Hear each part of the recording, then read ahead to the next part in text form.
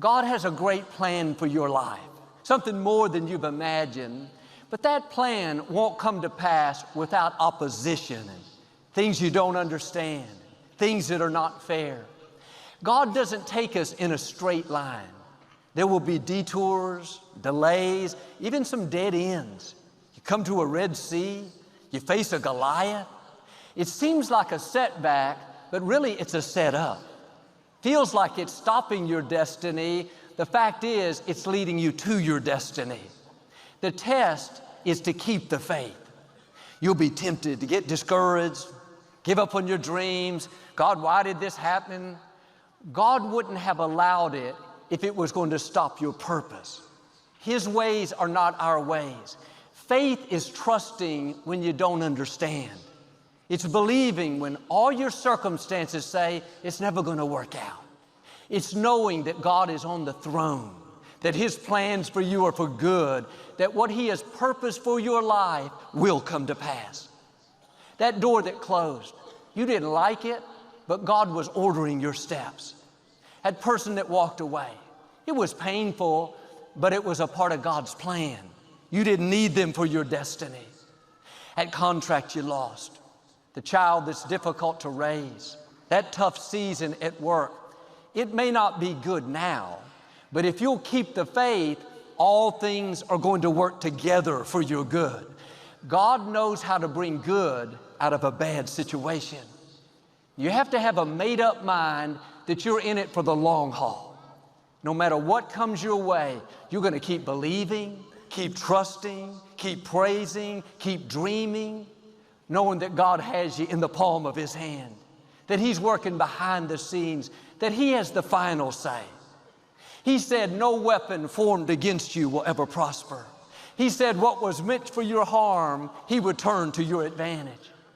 God being for you is more than the world being against you. Don't be moved by what you see. What you see is only temporary. When it all comes together, then it will make sense. And I've found the enemy is not fighting you for where you are. He's fighting you for where you're going. He knows there's greatness in you.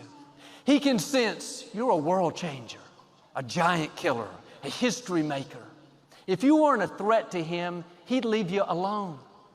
That's why he'll bring difficulties, bad breaks, things that are not fair. He's trying to get you discouraged, where you live doubting, thinking that God has forgotten about you. Don't fall into that trap. This is when you have to dig down deep and make this decision that you're going to keep the faith. You lost a loved one, but you kept the faith. You lost a position, you kept the faith. Your health went down. You had a setback in your finances, but you kept the faith. God sees you doing the right thing when it's hard. He sees you believing when you could be discouraged, praising through the pain, being good to people that have not been good to you. Your time is coming. Favor, healing, breakthroughs, victory is on the way. Nobody had more come against them than the Apostle Paul. He faced all kinds of betrayals, rejection, hardships. 2 Corinthians chapter 11, he lists some of them. He said 3 times he was beaten with rods. This was for sharing his faith. 5 times he was given 39 lashes. Once he was stoned by an angry mob. He was falsely accused and put in prison. On top of that, when he first became a believer, on the road to Damascus, the church wouldn't accept him. They didn't think he really changed. For years, he was rejected by the leaders. At his trial, he said, nobody stood with me. All my friends, colleagues, people I was counting on, they weren't there. He had all these opportunities to be bitter, angry, but at the end of his life, sitting in a prison cell, he gives us the secret to living in victory. He said, I have kept the faith. I have finished my course. He was saying, people betrayed me. That didn't stop my destiny. Alexander did me wrong, but God will fight my battles. I got put in prison, but I'm not sitting around in self-pity. I can't travel and speak. They took away my freedom, but they didn't take away my pen. they can't keep my words from going out. He wrote much of the New Testament from a prison cell. What a great testimony to come to the end of life and be able to say with Paul, I have kept the faith. Went through a rough childhood, but I kept the faith. Didn't get that scholarship, but I kept the faith. Friend walked out on me.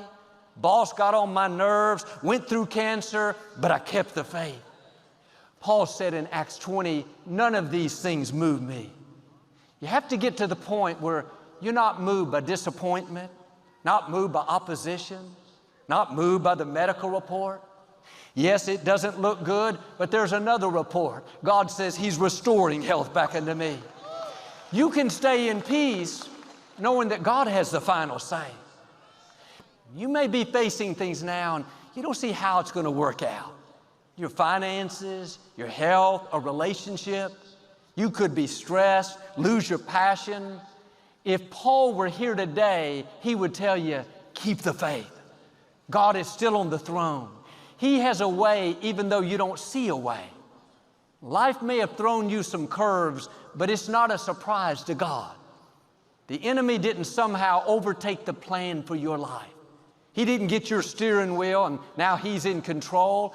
God is still ordering your steps. He's with you in the trouble, in the sickness, in the loss. That's a critical time.